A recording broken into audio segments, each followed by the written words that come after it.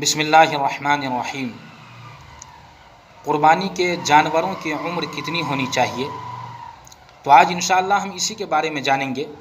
آپ سے گزارش ہے کہ اس ویڈیو کو ضرور دیکھیں، دوسروں تک شیئر کریں، اور اگر چینل کو سبسکرائب نہ کیے ہو تو سبسکرائب کر لیں۔ اگر ویڈیو اچھی لگے تو لائک کر دیں۔ قربانی کے جانوروں کی عمر کتنی ہونی چاہیے؟ اگر آپ بکرا، بکری اور خصی کی قربانی کرنا چاہتے ہیں تو کم سے کم 1 سال ہونا یہ ضروری ہے۔ 1 سال میں 1 دن، 1 گھنٹہ یا 1 منٹ بھی کم ہے تو پھر آپ کی قربانی نہیں ہوگی۔ مثال کے طور پر کوئی بچہ پچھلے بقرعید کے دن کے 2 بجے پیدا ہوا، تو اگلے بقرعید میں دن کے 2 بجے کے بعد اگر قربانی کریں گے تو قربانی صحیح ہوگی، درست ہوگی۔ لیکن اگر کوئی 2 بجے سے پہلے قربانی کر دے تو پھر اس کی قربانی درست نہیں ہوگی، صحیح نہیں ہوگی۔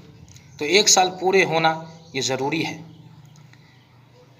بکرا یا بکری یا خصی کا دانت نکلے ہو یا نہ نکلے ہو، اس کا بھی اعتبار نہیں ہے۔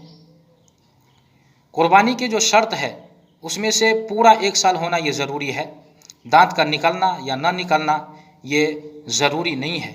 عام طور سے یہ علامت کے طور پر دیکھی جاتی ہے کہ 1 سال اگر ہو جاتا ہے تو دانت نکل آتے ہیں، اور کوئی بکرا یا بکری ایسا بھی ہوتا ہے کہ 1 سال کے بہت بعد میں اس کے 2 دانت نکلتے ہیں۔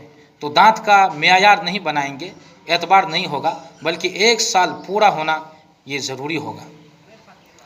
اسی طرح اگر کوئی دمبا یا بھیڑ کی قربانی کرنا چاہتا ہے تو اس کا بھی 1 سال ہے، لیکن اگر اس کا 6 مہینے کا بچہ اتنا تندرست ہو، موٹا تازہ ہو، صحت مند ہو اور فربا ہو کہ وہ سال بھر کے دمبے کی طرح لگتا ہو دیکھنے میں، تو پھر اس کی بھی قربانی درست ہو جائے گی، صحیح ہو جائے گی۔